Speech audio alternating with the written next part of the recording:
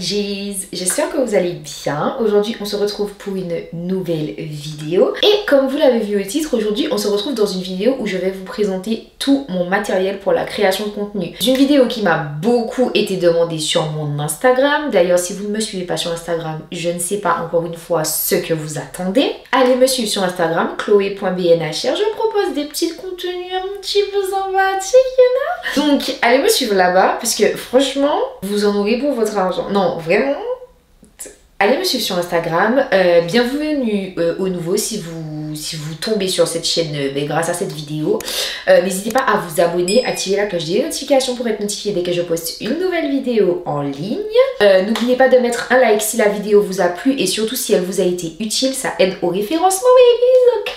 Et n'oubliez pas de me laisser un petit commentaire sur le style de vidéo, tips et astuces que vous auriez aimé avoir, ce que vous voudriez savoir ou si vous avez des questions supplémentaires par rapport à ce que j'ai dit dans cette vidéo. Donc à noter que cette vidéo n'est pas du tout sponsorisée.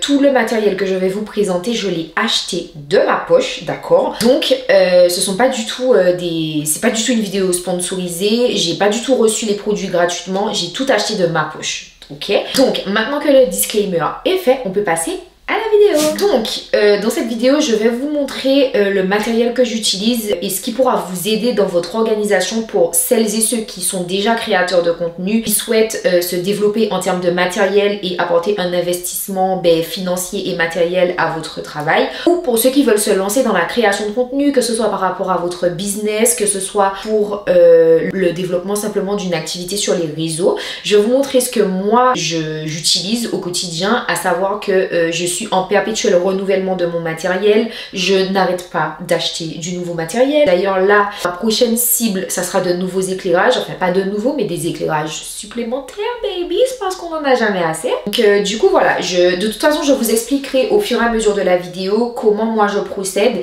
et ce que je vais rajouter en fait à ma routine et à mon stock déjà bien concis. La première partie de cette vidéo, on va commencer avec l'organisation. Le plus basique, de toute façon, si vous faites de la création de contenu, quelle qu'elle soit, que ce soit du lifestyle, que ce soit pour un business, pour une entreprise, il faut absolument que vous soyez organisé. Donc déjà, en termes d'organisation, moi, voici mes deux indispensables. Ok, donc là déjà j'ai mon petit carnet de notes. Voilà, c'est un carnet de notes basique dans lequel je note tout en fait, tout ce qui concerne mes idées, tout ce qui concerne mes projets, si j'ai des brainstorming à faire, si j'ai des contacts à faire, un fichier client, ce genre de choses. En général je mets tout dedans. Aussi j'ai des mails ou des choses à rédiger que je veux qu'ils restent au brouillon, enfin je veux pouvoir faire un brouillon avant. En fait tout ce qui concerne les brouillons, les émergences d'idées, tout ce qui passe dans votre cerveau doit être absolument à l'écrit. Que ce soit en format papier ou en format numérique, il faut absolument que vous écriviez tout ce qui vous passe par la tête parce que vous pouvez avoir une idée dans votre tête quand vous êtes couché dans votre lit à 23h53, d'accord? C'est pas le moment de filmer, c'est pas le moment de faire quoi que ce soit, mais le problème c'est que vous allez dormir, vous allez oublier l'idée, d'accord? Moi c'est ce qui m'arrive tout le temps, ok? Pour ça il vous faut un carnet de notes dans lequel vous allez tout référencer. Si vous êtes plutôt numérique, vous avez certaines applications qui sont à votre disposition. Alors, vous avez bien évidemment, pour ceux qui ont Apple, le carnet de notes. Je suppose qu'il y en a dans d'autres téléphones aussi. Donc, vous avez l'application Notes basique. Je vous mets à l'écran le nom des applications parce que c'est vrai que je les ai plus en tête. Et comme ce sont plus des applications que j'utilise plus le format numérique pour les notes. J'utilise le format papier maintenant parce que ça m'aide à écrire, ça m'aide à sortir déjà du téléphone et à décrocher des écrans. Mais il y a deux ou trois applications que j'ai déjà utilisées pour l'organisation.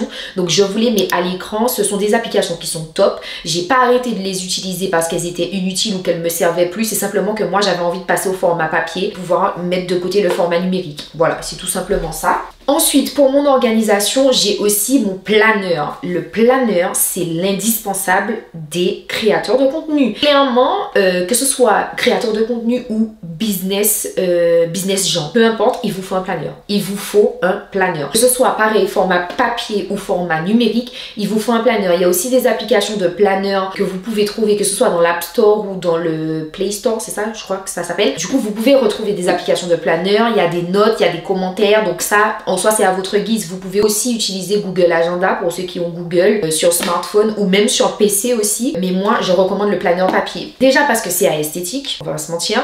Ça vous permet de faire du journaling et ça permet en fait d'avoir une vision claire. Parce qu'en général, quand c'est sur format numérique, et c'est pour ça que j'ai arrêté d'utiliser les planeurs numériques, ça a tendance en fait à être un peu brouillon. Tu vois, il faut vraiment que l'application soit très bien développée pour mettre des sous-parties, des sous-catégories. Un peu compliqué. Alors que sur le papier, tu peux mettre des surligneurs. Déjà, c'est un peu plus interactif. Enfin, c'est un peu plus attractif. Genre, tu fais quelque chose, c'est pas juste t'es là, tu tapes sur ton téléphone et puis en plus ça te décroche de l'écran. Moi, les planeurs que j'utilise, c'est les planeurs de chez Coconote. Franchement, c'est une marque que j'ai découvert grâce à une influenceuse que je suis qui utilise aussi ces planeurs et j'en ai testé un depuis l'année dernière et franchement, ils sont complets. Que je vous ai montré déjà sur Instagram de quoi ils se composent. Je vais pas vous le montrer parce que je suis pas payée pour le faire, qu'on se le dise clairement. Et je vous mets quand même le lien en barre d'infos si jamais ça vous intéresse. C'est un planeur qui coûte quand même relativement cher pour ce que c'est, mais il est super complet et il vaut son prix. On va pas se mentir, il coûte une vingtaine d'euros. Ça dépend de la couleur et du modèle que vous prenez. Il coûte une vingtaine d'euros. Il y a des planeurs moins chers sur Amazon, on va pas se mentir, mais il est complet. Et il a des petits autocollants aussi. Donc bon, il y a ça qui joue, tu comprends. Donc du coup voilà, et moi c'est un planeur que j'adore. Je l'avais en noir. D'ailleurs, je sais plus où est mon modèle noir. Mon modèle de l'an dernier, il était noir. Et donc c'est celui-ci, il était noir. Franchement, il était trop beau. Le planeur en noir, il est incroyable. Alors j'ai pas tout utilisé, mais globalement, voilà quoi. J'ai repris le même du coup pour cette année en beige. Voilà, j'ai voulu changer un peu. Mais clairement, les planeurs, c'est les indispensables, hein. Tout ça, c'est une question d'organisation. Franchement, ça dépend de vous, de vos préférences, de la façon dont vous êtes à l'aise en termes d'organisation et d'interactivité. Donc ça, c'est totalement subjectif. Mais en tout cas, moi, c'est ce que j'utilise depuis maintenant plus d'un an. Voilà. Donc maintenant qu'on a fini avec la partie organisation et matériel d'organisation, bien évidemment, je vais pas vous faire un dessin, hein. Il vous faut de quoi écrire. Voilà, il vous faut des trucs en général de toutes les couleurs. Moi, j'ai acheté un panel de stylo pastel. Sur Ligneur aussi, j'ai mon agrafeuse, j'ai tout. Donc en ce qui concerne l'organisation, franchement, voilà, j'ai pas besoin de plus. Maintenant, on va passer à la partie pratique. Déjà, pour mes débutants et même pour mes avancés, mais pour les personnes qui sont peut-être un peu plus à l'aise, vous pouvez utiliser votre téléphone, votre smartphone pour la création de contenu. Je recommande plus les iPhones parce qu'il y a tout ce qui est qualité 4K, etc. Donc c'est beaucoup plus simple. S'il vous plaît, mettez la 4K dans vos vidéos.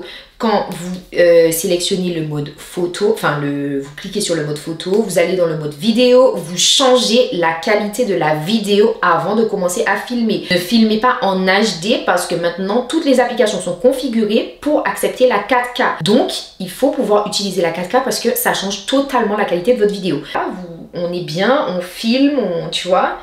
Coucou le vlog, enfin coucou la vidéo du moins, et coucou le vlog, je suis trop habituée moi, bref. Du coup voilà, il faut pas oublier de mettre votre téléphone en bonne qualité et de nettoyer votre objectif, s'il vous plaît. Donc voilà, ça c'est la base de la création de contenu, vraiment ça c'est pour mes débutants, vraiment débutants, parce qu'on est tous passés par quelque chose. Moi je vous ai toujours dit, je recommande l'investissement financier et matériel. Investissez dès le début. À un moment donné, vous allez toujours finir par investir.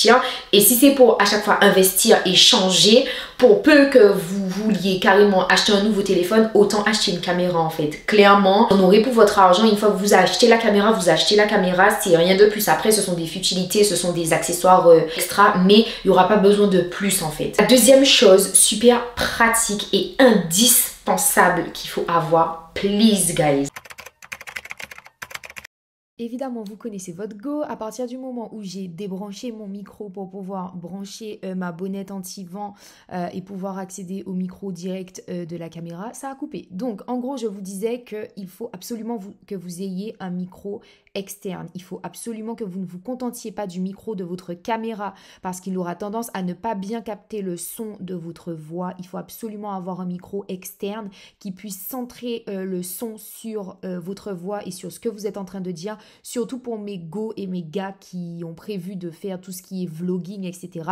Il faut vraiment que votre qualité sonore soit optimisée au maximum. C'est vraiment super important parce que le souci avec les micros de caméra et de téléphone, c'est qu'elles ont tendance à capter tous les sons. Donc surtout quand vous êtes en extérieur, ça va capter tous les sons qu'il y a autour. Il peut y avoir des travaux à côté de chez vous, on va les entendre. Si vous n'avez pas un micro externe, un micro qui puisse être centré uniquement sur votre voix afin de réduire tous les bruits extérieurs et tous les parasites sonores en fait qu'on serait susceptible d'entendre dans votre vidéo. Donc c'est ce que je disais bien évidemment pendant ce moment, et c'est ce que je vous montrais aussi le micro que moi j'ai acheté qui me vient évidemment de chez Amazon. C'est un micro externe qui a une bonnette anti-vent, donc voilà, ça peut être soit un petit froufrou comme ça avec des poils, soit la bonnette noire comme j'ai sur mon micro. Et du coup voilà, en général ils sont en prise jack, donc assurez-vous, surtout pour ceux qui filment à l'iPhone, d'avoir un adaptateur valable. En termes d'éclairage maintenant, on a fait le son, maintenant on va faire les éclairages. En termes d'éclairage, moi j'utilise ma ring light. Alors, je vais vous faire une incruste écran avec l'iPhone pour que vous puissiez voir ce que j'utilise moi comme matériel. Donc, là, comme vous pouvez le voir, j'ai deux types d'éclairage. Donc, j'ai ma ring light qui est grande, c'est le grand modèle en fait, le grand format. Voilà, elle est à peu près comme ça. Ne regardez pas le bazar derrière, j'attends mon meuble à chaussures. Voilà, donc c'est une ring light que vous pouvez brancher, etc. Elle éclaire plutôt bien, mais la ring light n'est pas suffisante. La ring light n'est pas du tout suffisante. Moi, je sais que je vais acheter de l'éclairage supplémentaire et c'est d'ailleurs pour ça que j'ai acheté mon deuxième, enfin que j'ai rajouté du moins mon deuxième éclairage, mais je l'avais déjà, c'est mon panneau lumineux. C'est un panneau lumineux, il est relativement petit, mais il éclaire très fort, donc il éclaire comme un projecteur, mais c'est pas suffisant parce que la lumière, elle est centrée sur mon visage.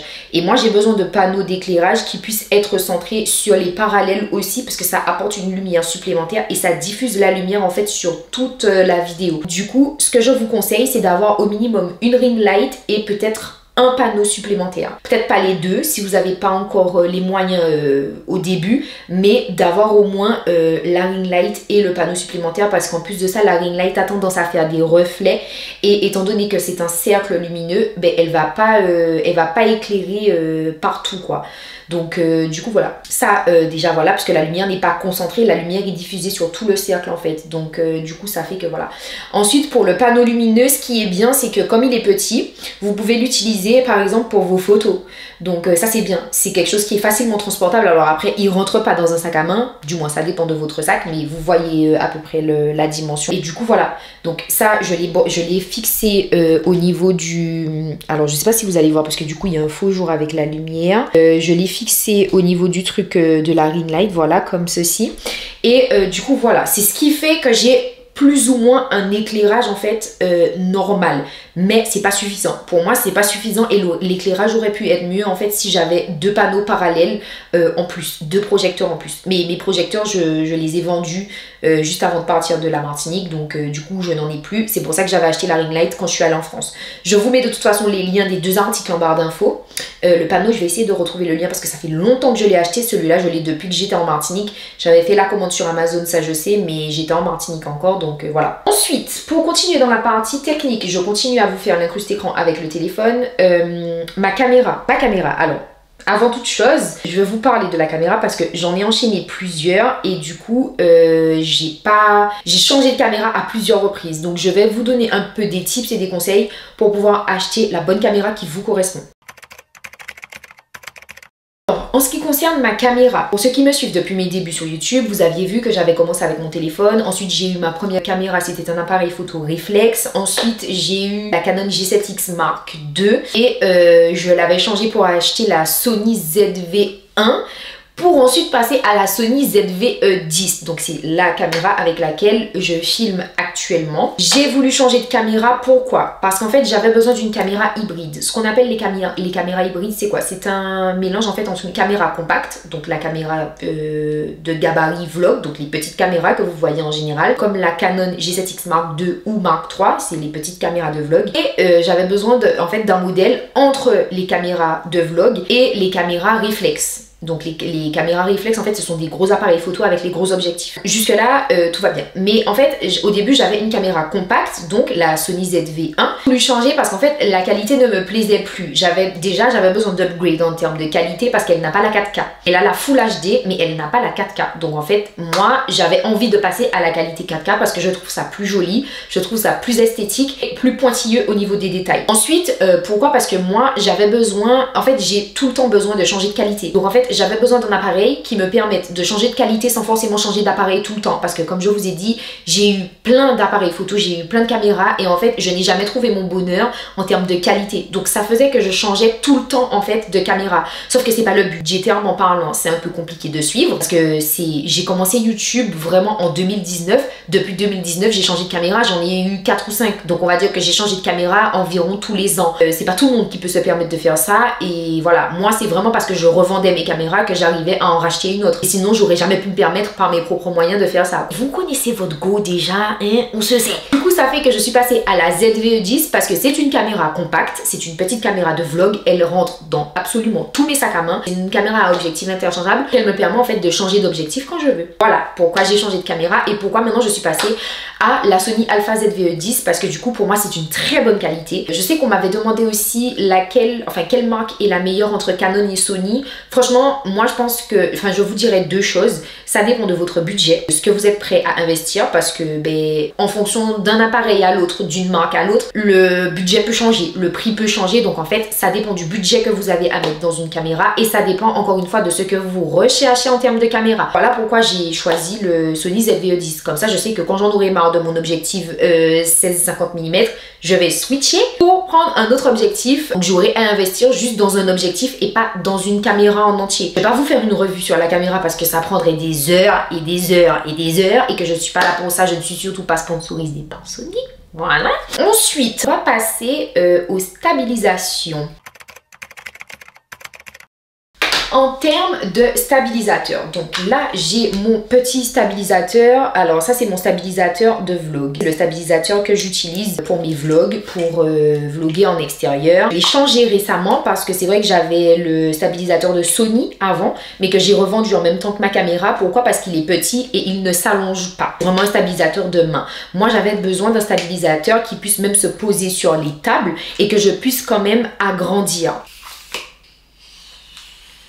En termes de grandeur, on y est. Donc il fait, je sais plus combien de centimètres il fait, mais il fait plus de 50 cm, ça c'est sûr. Il y a les pieds comme ceci ici, il s'allonge. Vous avez le petit truc là pour visser la caméra. Et il a une ouverture comme ça pour pouvoir fixer le téléphone. Ce stabilisateur, il est incroyable. J'ai cherché un stabilisateur comme ça pendant longtemps sur Amazon. J'ai mis du temps à le trouver, mais je l'ai trouvé. Et je vous assure que c'est vraiment le stabilisateur idéal. Pour moi, c'est le parfait combo entre un trépied et un stabilisateur portatif, genre un stabilisateur de main. Ensuite, en termes de stabilisation, on a ceci. Alors ça c'est le petit accessoire en fait pour le téléphone. C'est celui de la ring light initialement. Voilà, mais en fait c'est un truc à part qui se vend à part. Je vous le présente parce que je sais qu'on en vend à part sur Amazon. Je vais essayer de vous retrouver un lien. Mais ça c'est un indispensable. Parce que le truc c'est que vous pouvez fixer ce truc là à votre trépied, à votre ring light et à votre stabilisateur. Parce que si j'avais pas ça, le stabilisateur intégré en fait pour les téléphones, j'aurais pu fixer mon stabilisateur, mon truc de téléphone, j'aurais pu le fixer ici aussi pour pouvoir stabiliser mon téléphone. Il faut vraiment en avoir un en plus, surtout si vous avez plusieurs téléphones ou plusieurs caméras, ce genre de choses. C'est vraiment un indispensable. Du coup, voilà en termes de stabilisation. Et puis, bien évidemment, alors je vais vous faire l'incruste écran. Bien évidemment, le trépied, voilà, minimum 1,70 m, minimum. Puisqu'il faut qu'il soit suffisamment grand pour être à votre hauteur, d'accord? Moi, je fais 1,72 m. Là vous voyez la caméra, enfin je sais pas si vous allez voir, la caméra elle est un petit peu penchée vers l'arrière légèrement pour avoir, enfin c'était pour mettre en fait l'effet portrait que j'avais quoi. Voilà, c'est pour qu'on voit bien le haut, voilà. C'est genre de 2 cm, vous voyez, c'est pas de beaucoup. Donc du coup voilà. Pareil, le trépied, je vous mets le lien en barre d'infos, il me vient de chez Amazon. Ça, s'il y en a un dessus, c'est un plus parce que ça vous permet de porter le trépied un peu comme un sac. Forcément c'est un trépied qui se retrousse, hein, il se retrousse et il fait à peu près la taille de mon stabilisateur quand je le retrousse. Du coup voilà, c'est un trépied qui est grave bien. Voilà, tu peux fixer ta caméra, tu peux fixer le truc que je vous ai montré pour les téléphones. Là, ça te permet de bouger comme ça la caméra. T'as plein de trucs, hein. Ça, c'est pour fixer ou défixer le truc. En fait, ça te permet de pouvoir switcher ta caméra sans avoir à la bouger. Si vous avez... Alors, attendez, je vais vous montrer. Vous avez le côté comme ça. Voilà. Donc, quand je filme mes réels, c'est ce que je fais. Je tourne ma caméra simplement comme ça. Ça veut dire que ma caméra, elle est toujours fixée, ok, à mon trépied. J'ai pas besoin de toucher à la caméra, juste je décroche en fait la petite encoche qui est ici pour pouvoir mettre ma caméra en mode téléphone et c'est ce qui me permet de filmer mes vidéos en mode téléphone. Voilà. Du coup, en termes de stabilisation, voici ce que j'ai à vous présenter. Maintenant, on va passer à la partie stockage. Donc, en termes de stockage, j'ai plusieurs appareils à vous présenter. Déjà, pour pouvoir faire le transfert de stockage, il vous faut un adaptateur, surtout pour mes Go. Alors là, je parle pour mes Go, mes gars qui sont chez Apple. Il vous faut un adaptateur, d'accord? Parce qu'il vous faut absolument le port USB et il vous faut une encoche pour les cartes SD. Ensuite, en termes de stockage, la petite boîte de Pandore, d'accord? Moi, c'est ma boîte de Pandore, c'est comme ça que je l'appelle. La boîte de stockage de cartes SD. Indispensable. Déjà, vous ne devez pas avoir une seule carte SD. Donc, la carte SD que je ne présente bien évidemment pas pour le stockage. Il vous en faut si vous avez une caméra. C'est préférable. Et si vous filmez avec votre téléphone, c'est bien aussi d'en avoir une pour le stockage externe, en fait. Si vous avez beaucoup de rush et beaucoup de trucs à stocker que vous filmez avec votre téléphone, vous pouvez transférer directement vos fichiers de votre téléphone à votre carte SD avec un adaptateur spécifique que vous branchez à votre téléphone et dans l'autre bout, en fait dans la sortie, vous branchez la carte SD, ça vous permet de faire le transfert directement. Essayez de vous trouver un adaptateur de ce type, je vous mets le lien en barre d'infos. C'est vrai que moi je ne l'ai pas acheté parce qu'en fait j'en ai pas besoin. Quand je filme avec mon téléphone, généralement je monte directement sur mon téléphone, alors je mets mes fichiers directement sur mon disque dur parce que c'est dessus que je monte, que je fais mon montage en général. J'ai pas besoin en fait de passer par la carte SD pour quand je filme avec mon téléphone. Mais mes cartes SD, c'est mes indispensables pour mon appareil photo. Regardez le nombre que j'ai. Plus une qui est dans la caméra, ça fait 7. Voilà, donc je pense que je vais en acheter une dernière pour combler du coup. Mais ça, indispensable. Que ce soit la petite boîte de Pandore parce qu'il vous faut quelque chose pour stocker et ça a clairement changé ma vie. Il vous faut quelque chose pour stocker toutes vos cartes mémoire pour ne pas les perdre. Et il vous faut plusieurs cartes mémoire parce que dans tous les cas, une, ça sera pas suffisant. Maintenant, le Graal sans lequel personne ne devrait vivre, que ce soit réalisateur, photographe et créateur de contenu, le disque dur. Le disque dur indétrônable. On ne peut pas passer à côté, c'est impossible. Donc le disque dur, je ne sais pas comment je faisais sans avant parce que clairement Apple se fout de notre gueule. Je suppose que je ne vous apprends rien. Donc vous payez un Mac à près de 2000 € pour que le stockage soit saturé au bout de 6 mois. Voilà, c'est ça la vie des créateurs de contenu et c'est pour ça qu'on se plaint des problèmes de stockage. Donc le Graal, c'est d'avoir un disque dur. Alors à la base, votre copine est tellement intelligente, vous la connaissez. J'avais acheté un disque dur externe parce que je ne m'y connaissais pas du tout, mais pas du tout en disque dur. En fait, j'avais acheté le boîtier pensant que c'était le disque dur. Pas du tout. Non, il fallait acheter le disque dur interne, voilà, qui allait avec. Je sais plus comment on fait pour retirer, mais en gros, ça s'emboîte. Donc ça, c'est le disque dur. Et en fait, le truc que tu clipses comme ça, c'est le boîtier externe. Ça n'a rien à voir. Donc j'avais acheté, moi, le boîtier. Et maintenant que j'y réfléchis, je me dis, mais quel con tu fais? Tu as acheté un boîtier à 7 € et quelques. Tu penses vraiment qu'on va te vendre un disque dur de je ne sais combien de gigas à 7 € et quelques? Pas déconner, ma belle. Pareil, je les ai eus sur Amazon, que ce soit le disque dur ou le boîtier externe, je vous mets les liens en barre d'infos. Le câble était vendu avec. Il y avait aussi un adaptateur puisque le câble il est en USB, donc il y avait un adaptateur pour le type C pour les Mac. Du coup, ça c'est mon Graal. C'est-à-dire que quand j'ai fini de filmer, tout ce que j'ai sur ma carte mémoire, je transfère sur le disque dur pour pouvoir faire mon montage. Sans ça, je ne vais nulle part. Et quand j'ai un problème de stockage sur mon ordinateur, je transfère mon montage sur mon disque dur et ensuite je reprends le montage pour qu'il y ait de la place sur l'ordinateur parce que le montage prend évidemment énormément de place sur le PC. Alors, cet accessoire ne fait pas partie du stockage, mais je vais le développer un peu plus dans une autre vidéo. De toute façon, je vous le présente quand même. Cette petite chose, ce petit accessoire indispensable indispensable pour mes créateurs de contenu. On ne compte sur personne. We are the independent ladies, ok? On n'a pas besoin de other persons, guys, d'accord? On prend nos photos seules. Voilà, le secret de mes photos solo. Voilà, pour celles qui me posaient la question, parce que vous m'avez clairement harcelé pendant des semaines pour savoir. Voilà, c'est cette petite chose blanche, un rien de plus, un rien de moins. C'est une télécommande Bluetooth à distance. Voilà, donc c'est juste ça en fait que j'utilise pour prendre mes photos seule, et je prends mes photos avec mon iPhone. Alors normalement ma caméra fait Bluetooth, mais je n'ai jamais testé de connecter ma télécommande à ma caméra parce que je crois pas que ce soit possible, mais en tout cas ça se connecte à mon téléphone, donc je prends mes photos seule avec mon téléphone. Les photos que je vous avais montrées en story Instagram que j'ai prises seule, ben c'est grâce à cette petite télécommande que je cache dans ma main plus ou moins, mais de toute façon je vous ferai une vidéo, alors je sais pas si ça sera sur YouTube ou si ça sera en format réel, sur comment prendre ces photos seule, donc je vous reparlerai de cette petite télécommande. Et je tenais quand même à vous la présenter parce qu'elle fait partie de mon matériel pour la création de contenu. On en vient à l'outil basique, que dis-je, hein, au roi des rois,